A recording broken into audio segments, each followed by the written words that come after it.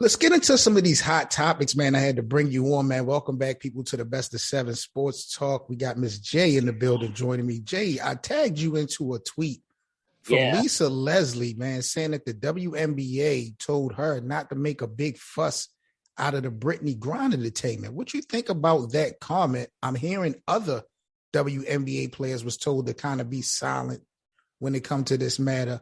Brittany's facing 5 years in a labor camp. This is not even a regular jail in Russia. She's facing 5 years in a labor type of jail. So this is a big deal. What you think about Lisa Leslie saying the WNBA told her to keep it quiet? it's unfortunate. It's unfortunate. Like, who thought that Brittany Griner having vape cartridges would land her where she's at? You know, and a lot of the players spoke on saying they travel and sometimes they get stuff in wherever they play at, or they leave stuff in their bags, and they've never had an issue. But now Brittany Griner has this issue. But some people are saying it's more than just she's a WNBA player. She's lesbian also. And then U.S. and Russia are having issues. So it's too many parts with it. It's too many parts with it. You're right, Miss J. There's a lot of elements. At the end of the day, though, I think the timing with this thing is crazy because, like you said, you hear athletes talk about they bring weed in or paraphernalia in and out of different areas and never get caught up. The timing of the issue with Russia and Ukraine, it just was a bad, it was just off for her going into an airport. They're going to be doubling down, checking everything. So, Brittany should have been smarter when it comes to that notion. But what she is suffering so far, what she's facing, and the lack of attention that she's getting over here in the States when it comes to the media is really ridiculous to me. Like, nobody's talking about this story. Like how some people will speak out against certain things. I think people don't want to be blackballed in a sense. It, like, if they're pressing on it too much with it, they're fearing of not having a job, getting blackballed, and then it's like, okay, I went through all this, and it's like, who else is gonna get on the wagon with me and like speak out? Like, on social media, I've seen several NBA and WNBA players say things in regards to free Brittany Griner. Free Brittany, yep. But it's like, you can't really go detail into it. Now, the WNBA players have known for weeks with this happening. They've known. As far as like the world is just finding out. But the WNBA players as a whole, they said they knew from the beginning. This happened in February. Yeah. The reports didn't come out to the most until the beginning of March. But you're right. They were already aware of that. It's bad handling on Russia's part, and it's bad handling on the U.S.'s part, as far as like her agent, the WNBA, Kathleen Ingberg, and how you handle some of these situations. You guys say you're in communication, but it's like, what are y'all doing to get her back here? But I got to talk to the bosses, Jay. You got to explain to me, how does somebody get blackballed for speaking out on this situation? Because this is not an in-house scenario. This is Russia versus the United States, if you want to put it basically in that. They'll sense. say, "Oh, you're being too like political." You know how they go with some people when they give their opinions on certain topics. That's like crazy, LeBron. Bro. LeBron gives his opinion on something, and then he'll tweet it, and they'll say, "Well, what gives you the right to speak on whatever?" That's what it's going to end up being. I'm waiting for somebody who has a platform that's on a show to speak out and say what needs to be said. Candace Parker would be the perfect person, in my opinion, because she's on there with Charles Barkley. She's on there with D-Wade. You got Shaq. You're on one of the highest platforms and on TV to speak and say something as far as Brittany Griner. Right. ESPN is another one. You guys are not speaking on it. What do you think about Lisa Leslie speaking out on this matter? Do you think she's going to face some backlash? It's going to be some backlash. It's going to be some. It may, but then it may not, because she spoke on it vaguely and politically correct in what she said. So she spoke on it, but she didn't speak on it. And she's not pinpointing or naming names. So that's where I don't think she's going to have a backlash from it. I think it depends on who says it. Who I'm gonna says keep it it and how real. respected is their opinion. I'm That's gonna why I keep say it a Candace buck, Jay. Parker would be perfect. This to me is live. We talking about life and death in a sense, man. Like this is not a average military average jail sentence that she will be facing or dealing with in another country at that. Nope. Russia's never been the best friends of the United States. Like she has nothing invested that they would treat her good or, you know what I mean, give her any special treatment. Nope. And the fact that there's not enough exposure being talked about or that she's still not here, it scares the hell out of me. I mean, and then you brought up the fact about, you know, her sexual preference and all that, like all that is playing a role, but you don't even see the LGBT community really like speaking out on this publicly consistently. Like I don't hear no one talking about the Brittany Griner situation in the masses. And it makes me feel like, you know, like Lisa Leslie said, that people are being advised not to say much. And I'm just like, why not? It's like, you hate to say it, but it's like people pick and choose who you want to help, who you want to back, because LGBTQ plus should be the main ones fighting. Yes. And should have everybody backing them. That community. Why are you guys not?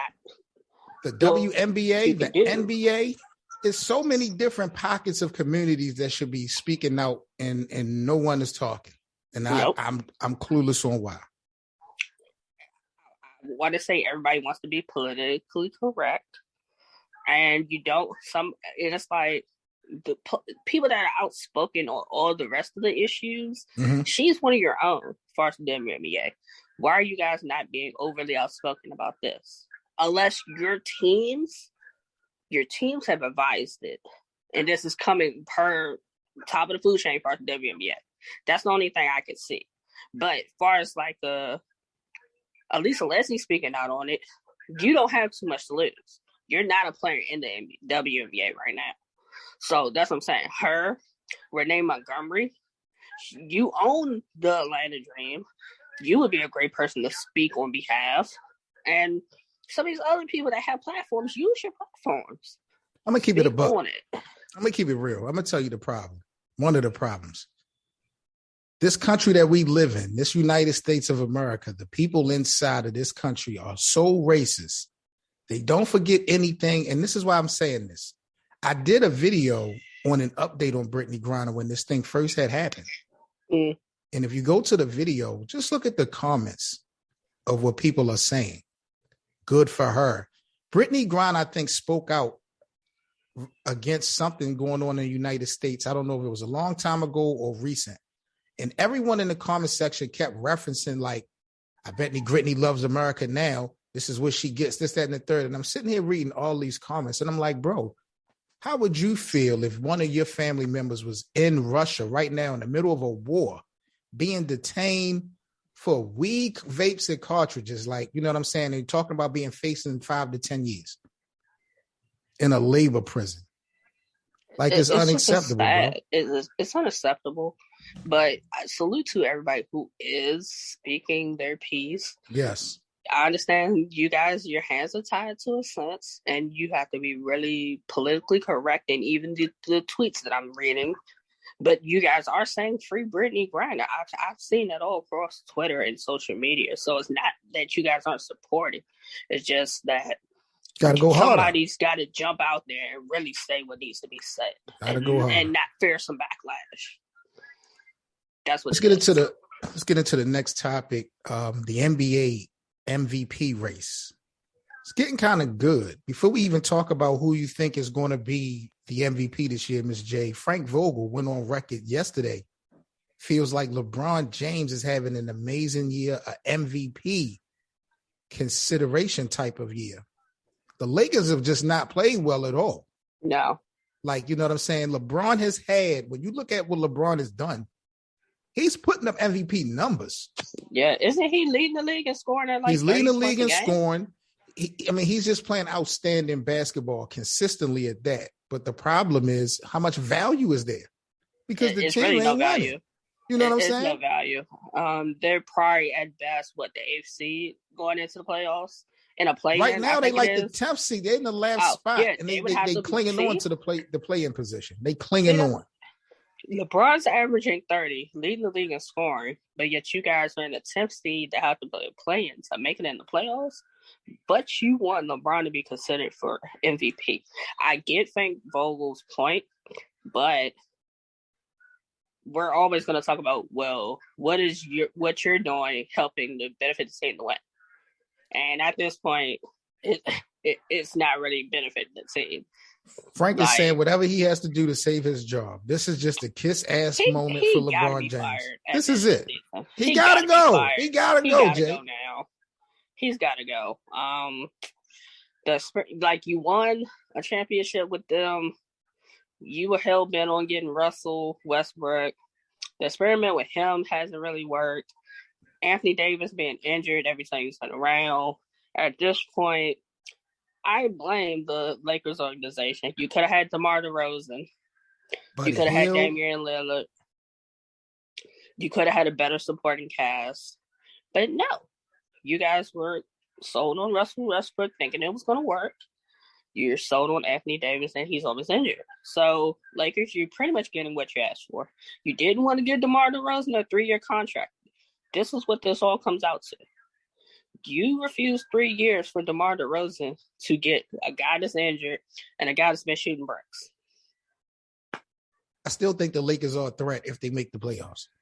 Definitely. You got LeBron. You got LeBron, and you're gonna fingers crossed that AD is healthy. Fingers crossed. You got Melo coming off the bench. You got Malik Monk playing amazing basketball. It's just LeBron. It's mistakes, man. It's a lot of mistakes that's being made. When you look at the turnovers that Russell making, being the point guard, it destroys the rhythm that the team has. They can't get anything going. No. But I hope that because, in the playoffs, the game slows down, it becomes, a half-court game, and then when you're studying the same team, you're playing them over and over. You may have to play them up to 7 games. So I think if you have to deal with LeBron and AD and Melo and Russell in a 7-game series, it's not going to be so easy. I don't think you can just look at their record and feel like they're going to be a cakewalk, but they're going to have to make it into the play. They're going to make it in. And that's going to be tough. So I don't know, man, but I think the Lakers, hopefully they make it. If they do, I think they'll be a threat. But Frank Vogel I'm going to keep it real. LeBron is having an MVP caliber season, but in reality, the Lakers have no value. So LeBron, to me, can't be the most valuable player this season. No. If I'm the Lakers for next season, I fire Frank Vogel. I trade Russell Westbrook to get somebody else. I trade Anthony Davis. Thank you. This is why I rocks with you, Jay. Talk about it. And get 2 players. I want 2 players that can give me something and that are not injury prone, that can play, that they don't have to give 20 and 10 a game. Between the 2, they can fill in the void of those 3 players. Because Anthony Davis' numbers doesn't make any difference if he's not on a basketball court. You're absolutely right. Why didn't the Lakers go for Jeremy Grant? Jeremy Grant could have helped. That's true. Maybe y'all will look at him for next year. You're right. Point guard wise, it's so many point guards that you could trade for. It's just the Lakers don't have any draft value, so it's gonna be hard. Kendrick Nunn. I loved you when you played for the Heat. You have not played 1 game yet, and we're 60 games in, probably, and you haven't played a game yet. And they keep saying, him. "Oh, you're getting healthy. You're getting healthy." You were a waste of a roster spot. We could have kept Darren Collison if that was the case. So right now, as far as the MVP ladder goes in the NBA. NBA.com released their top 10 MVP candidates. So we're just going to look at the top 5, and you just let me know if you agree, disagree with the 5, and who do you think is going to really walk away with this. So we got Joel Embiid at number 1, Nikola Jokic number 2, Giannis at number 3, Jason Tatum from the Celtics at number 4, And we got Luka Doncic at number 5. Also, we got Ja Morant 6, Devin Booker 7, DeMar DeRozan number 8, Kevin Durant number 9, and Karl Anthony Towns rounds this off at number 10. Who do you think will probably walk away with this? Because I do like a lot of names. I agree with you. But who do you think is going to walk away with the MVP this year if they remain healthy, if everything remains how it's being played? Who you giving the nod to? I'm kind of torn between Joker and Joel Embiid. I'm kind of torn between the two of them. The 76ers have a better record. Joel Embiid has been getting it done. Joker's been getting it done, but he hasn't really had any help. So it's like, and then I gotta see what is Joel Embiid going to do for us playoffs. That would be my other concern. But this is a regular season award, though. Okay, if we're going off the regular season, I would go Joel Embiid right now. I would go Joel Embiid. He's definitely deserving of it. You know, he stood toe to toe with Kevin Durant, barking back and forth, in a good back and forth game. I think if they didn't have James Harden, win or lose, if he played well, Joel will probably still walk away with the MVP. But because they now have James Harden, if they don't play well with these last few games, I think it's going to go against Joel. Yeah. You know what I'm saying? When we talk about the MVP race, he may have been better off without James Harden than with James Harden because people's going to put a little bit more pressure on him. I'm going to be honest. If they could finish the season off winning, maybe not losing anymore, and if he plays well, I wouldn't be surprised if Jason Tatum steals the MVP. He's been playing outstanding for Boston, especially the way they started this season. Yeah, because they were talking about like breaking him and Jaylen Brown up. And I'm like, I don't think that's the answer to it. Mm-hmm. I think they feed off each other pretty well. With whoever is the hot hand, they kind of keep going to that person. I think Jason Tatum's really coming to his own this year, offensively and defensively. 50-point games, 40-point games. He's scoring better efficiently. He's not jacking as much. Right. He knows what it means to be the star and get the team the wins. He's understanding of that now. Ja Morant would have been nice, but he's been kind of, out the last few weeks. Mm-hmm. So let me ask you about the person under Ja Morant on this list, because usually when you go back, when we talk about MVPs, it's usually the best player on the best record type of team that gets the nod.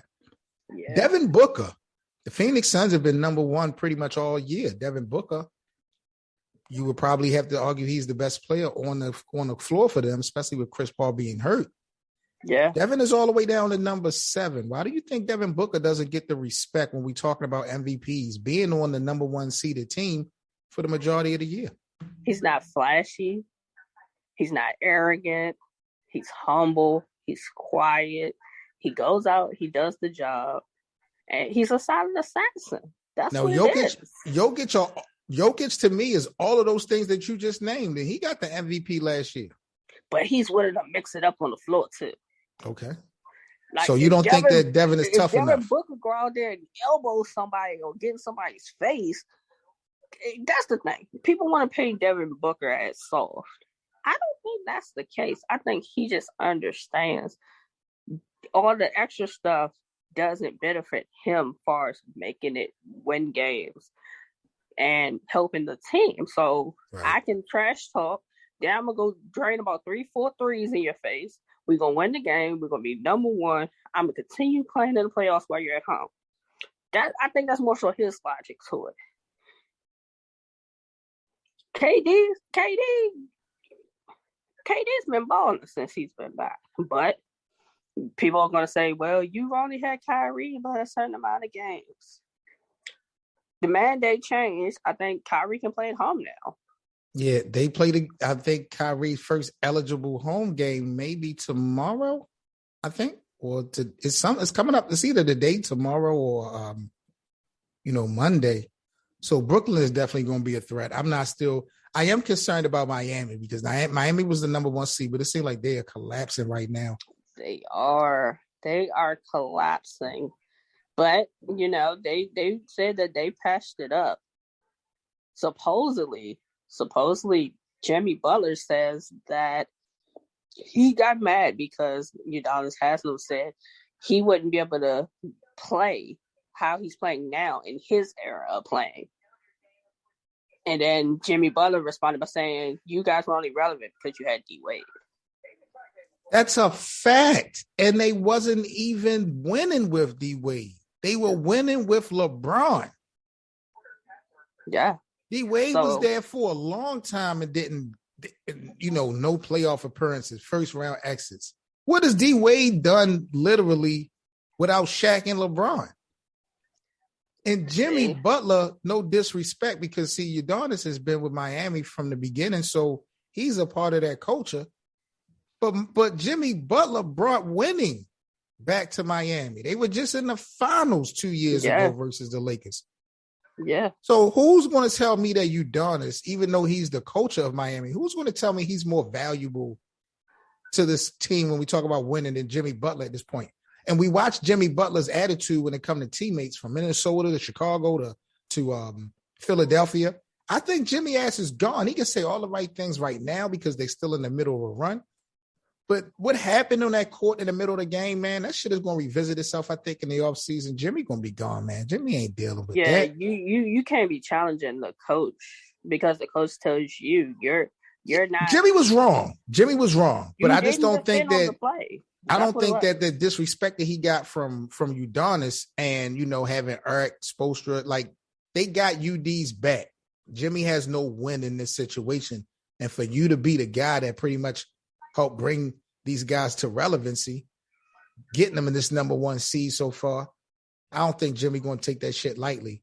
It's like a situation that with Kevin Durant and Golden State, no matter what KD did, that was always going to be Steph's team. Yep. So, KD had to leave. And now Jimmy got to be looking at it like, man, no matter how much I win, y'all never going to look at me as that guy.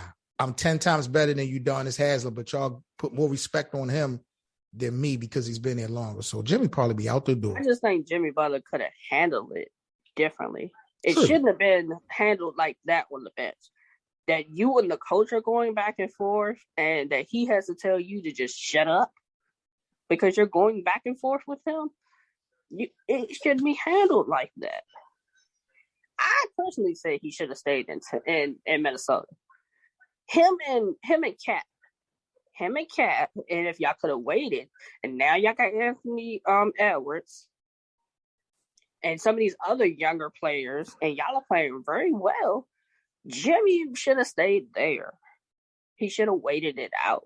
You got more respect, in my opinion, in Minnesota and in Chicago at a point than you going team to team now. They value Bam more than they value him. And I don't know if it's because Bam's younger and he's developing and he's getting it done on both ends of the floor, but it just seems like some of the younger players they value more than Jimmy Butler. Because these guys can be controlled. Jimmy can't be controlled. You know what I'm saying? Jimmy will buy into your program, but when he start to see holes being poked in this shit, Jimmy don't stick around for that BS, man. He stuck around long enough in Chicago, man. Jimmy is trying to, control his own destiny, so to speak. The only problem is Jimmy Butler at this point is not good enough to lead a team to a championship by himself. He's going to need some help from another superstar. And the way things are carrying it, the way things are being played out, like you said, it's not a good look. And these other superstars are not going to want to pair up with Jimmy Butler. No. He may not never win the championship just because of that reason. But, a lot of blame to go around in that scenario. But I think at the end of the day, Jimmy ass ain't sticking around with that shit. He's gone. Nah. Is he a free agent this year? I'm not sure, but I just think he's going to fight his way out of that contract. Like we see how the NBA players do. Trade. Yeah, I demand a trade with the draft happening. I demand a trade.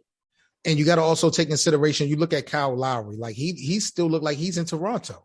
Yeah. Like Miami just didn't get anything out of him so far this year. So I could see that relationship breaking up after this season. this might be Miami's last shot for a while to be real relevant. Tyler Hero's playing well, but, we got Brooklyn, we got Chicago getting better. We got Milwaukee, still in the mix. Philadelphia, there's a lot of good teams in the East. Boston, it's going to make it tough for Miami after this season, depending on what, moves are made. Because everybody was saying that Miami doesn't want to play Brooklyn. It's not like Brooklyn's not a team that they want to play. Nope. Especially if they got. I liked Miami over Brooklyn, even when they had James Harden, because I had Lakers in Miami in the finals, because I felt like I'm questioning the defensive presence of Brooklyn. I feel like Miami is gritty, blue collar in a 7-game series. They going to play hard defense, so they going to have a chance. But you see that internal friction going on the sidelines, like this shit could cause a total collapse when it comes to the Miami Heat in the playoffs. The timing is just bad for this. Usually you have teammates fighting and fussing at the beginning of the year, and they use it as a driving moment, to motivate them to, higher heights. This shit came at the worst time. Yeah, I watched a video of that, and I was just like, this is ridiculous. This is ridiculous. Look what we done, because, Jay, we starting to see it a little bit too much. And we talking about professional basketball players. It's one, we always see players argue and fight, but teammates on the bench in the middle of the game, we just had Anthony Davis and Dwight Howard do this earlier this season. Yeah. You saw how LeBron and Isaiah Stewart, how they got into it, like how crazy that situation looked. Where they were opposite teams, but I don't know, man. I just feel like somebody's really going to get hurt because Udonis, man, he be acting like he forgetting where he at. Like he's a street dude, and you can tell when he gets upset, he just forgets that he's, in the damn arena. I remember him and Dwight Howard almost got into it a couple years ago. UD is one of those guys, but I wasn't jacking that. You got to know how to set the tone with the team, but also remember the professionalism part of it. Yes, and you got to know your personnel. Your ass is not going to fly. It's not going to fly. Not on the court. You could have told him that in the locker room. And you're talking to Jimmy Butler. He's not no pussy. Jimmy Butler be wanting that same smoke. You know what I mean? Not to say he is tough as UD, but that just was not going to end well. These guys got a lot of pride. And like I said, Jimmy has been one of the main reasons these guys have been relevant for the last couple of years. Not no damn Udonis Haslem. No. So, you know what I'm saying? I mean, he may have helped for some of them post guys developing. Yeah, but shit. Without Jimmy, you have to. Without Jimmy Butler coming to Miami, you're not going to the finals in 2020. You're not going to be the number 1 seed this season. Like your other pieces not even playing that well, and even on the court. So even though Jimmy is not a superstar, he's one of the biggest reasons why y'all relevant. I think they should have a little bit more respect in the public when they come to his name. If you're Jimmy Butler and you can get a trade when the draft happens, who do you request to be traded to? Jimmy is going to have to internally look himself in the mirror and figure out what he wants more. Because if he's going to request a trade, contracts and money need to be out the window. Your only focus should be winning. You will have to be willing to take a major pay cut depending on what your contract is, how many years is left. You might not have to take a pay cut because the team you get traded to will, pick up the contract. But if it's a free agency type of situation or a sign and trade type of situation, Jimmy might have to take less money to be put in a better situation and just be a part of supporting Lakers. Could he go to the Lakers in place of maybe a Russell Westbrook and maybe another player and play with LeBron and AD? Would that work?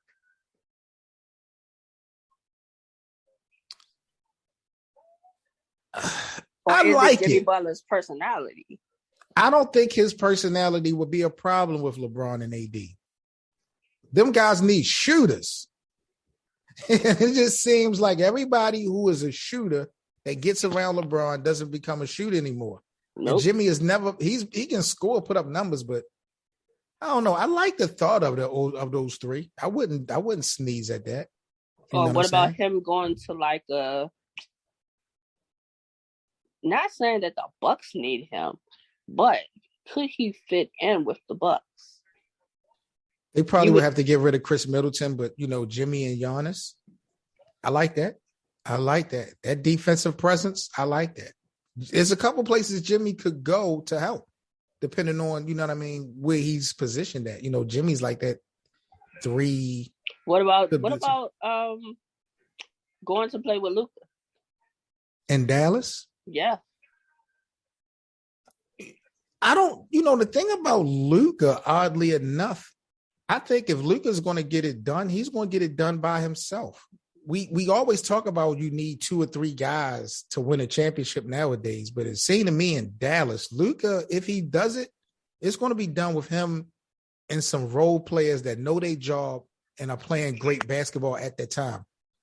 I don't think just because Luka gets another superstar or another star, it's going to, automatically put them closer to the Larry O'Brien trophy. Luka's a different type of animal. I think he could do it without the superstars. He just need his role players to play well. Yeah, especially Dinwiddie has played amazing since he's been traded there. And they got rid of Porzingis. That was he's been playing really good for the Wizards. He has, but just the issue that he had with Luka, the beef that they had, you know what I'm saying? Like that was a thing.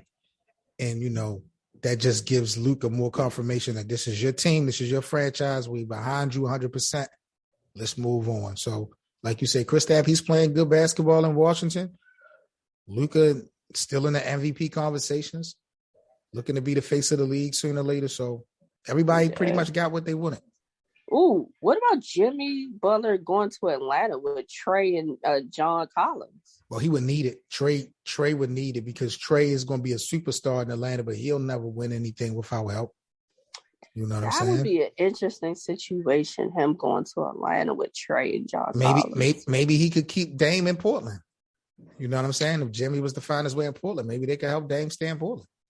That's a fact. Like that. I think Dame going with Kawhi and Paul George, though. I swear. I think Dame is going to wind up in Philly. I mean, in the Clippers. I don't know. I like it. Last thing before we get up out of here, Jay, I appreciate you so much, man. Just real quick, any head coaches that you feel like, we already really talked about one, any head coaches you feel like is going to be losing their job at the end of the season, or do you have any picks of any coaches that's not currently in the game possibly getting a job next year? As much as I like the Knicks, Tibbs, I don't know. It's a wrap for Tibbs. I don't know how much longer they're going to give you with the Knicks. You got Julius Randle, the first year, he did well. He made All-Star. Y'all, I think, made the playoffs, but you didn't win. This year, he ain't really. It's been more so RJ Barrett taking the leap this year. You got the Kemba Walker experience that went haywire. Like, that hasn't worked out. Yeah, it's either Tibbs ends up jobless or y'all trade Julius Randle and y'all build around RJ Barrett, and that'd be your future. I like Julius Randle and RJ Barrett as a pair. He's definitely helped RJ Barrett's confidence skyrocket and him up in his game. Right. I love that part, but if I'm thinking long term with all these young players that are not even maybe 23, 24, 25 to develop them, you may need to trade Julius Randle to get these guys to be able to play. So it's like, I don't know if Tibbs may be the coach for that one. Okay. That would be my concern. What about Steve Nash over in Brooklyn?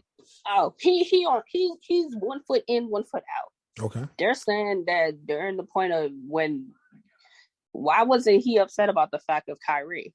You were cool about Kyrie being a part-time player, and that was the issue for James Harden. And you seemed fine with it. That's where the issue came. You haven't really said anything in regards to that. Because he's a puppet. Steve Nash is a dad puppet if y'all don't do well this season, you may get to still be the coach next season to a point before you're fired. I don't think Vogel. you got what it takes to be Brooklyn's coach. Frank Vogel, you gotta go. You gotta go. You gotta go. And it's like, who would really be the coach to come back and do it for the Lakers?